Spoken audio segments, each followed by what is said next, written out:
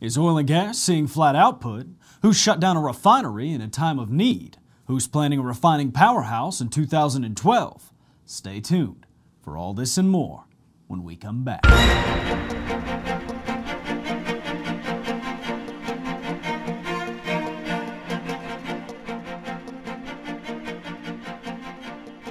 Hello and welcome back to EnergyScout News and Information. I'm your host, Reb Byers. Today's segment will focus on major producers within the energy industry, and in breaking news, supply and demand go hand in hand.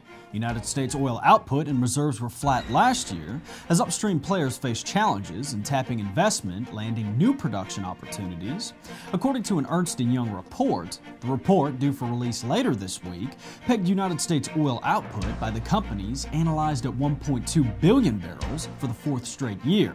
The country's proved oil reserves as of the 31st of December 2007 stood at 16.1 billion barrels.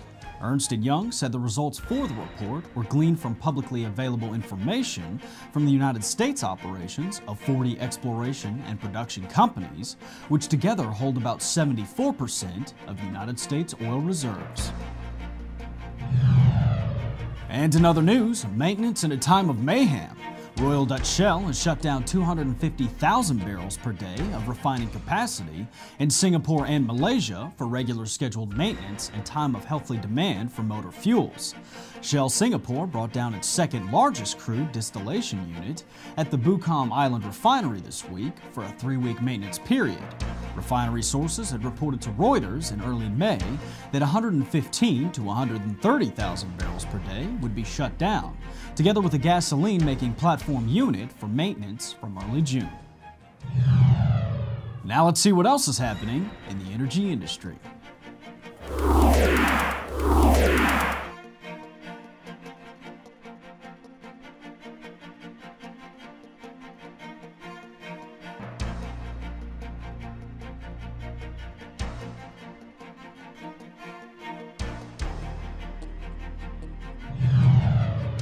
The life of a giant, ConocoPhillips officials announced plans on Tuesday for the Energy Giant's Phase 1 development at its 432-acre campus at the former Storage Technology campus in Louisville.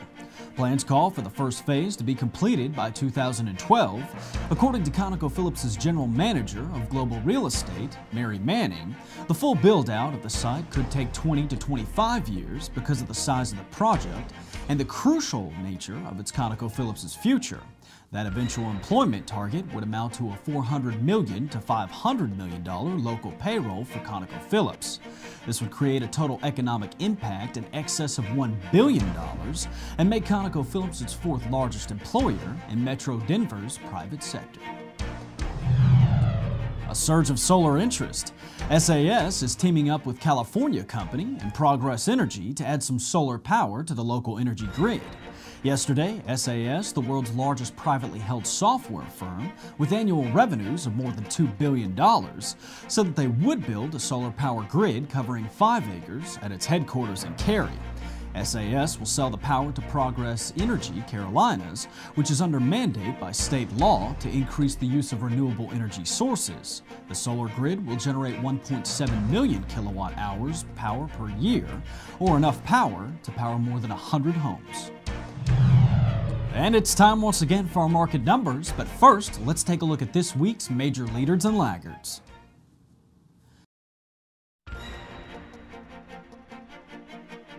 In oil and gas, crude oil is down 16 cents to $136.84 and is still heading for that $140. Natural gas is down 20 cents to $12.84, losing its $13 hold that it has held for 2 weeks straight.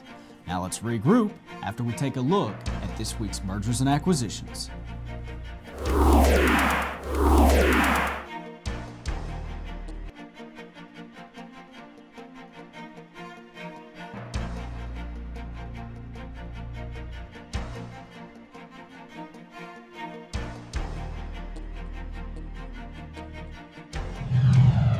And it's strange news today. You've heard of McDonald's and Burger King, but how about Buns and Guns? Take a look. We find the restaurant Buns and Guns. A new theme joint based on all things weaponry. The staff wears helmets and camouflage. Patrons order from a bullet-shaped menu. Dishes include the Kalashnikov on terrorist bread or beef on a baguette. The rocket-propelled grenade is a Lebanese chicken sandwich. Great. Supporting the revolution one burger at a time. We'll enjoy the weapons of mass indigestion. Can't we all just get along? And that's it for today's Energy Headlines. Be sure to check out our website daily for up-to-date rig counts and company information. And remember, if you have any news from around the oil patch, be sure to contact us at EnergyScout.com. Don't forget to join us tomorrow. We will take a look at independent producers within the energy industry. For Energy Scout news and information, I'm your host, Red Byers.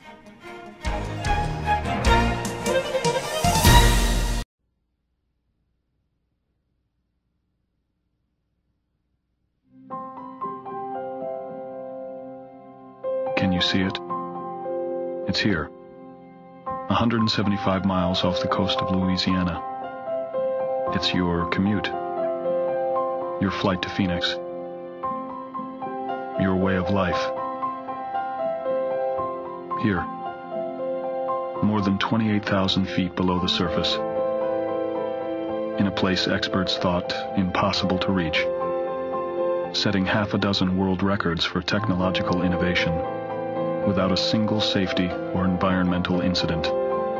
Every day the world demands more energy, and every day it gets harder to find. So every day we push technology. We seek alternatives. But we also attempt the extraordinary to power the world right now. This is the power of human energy.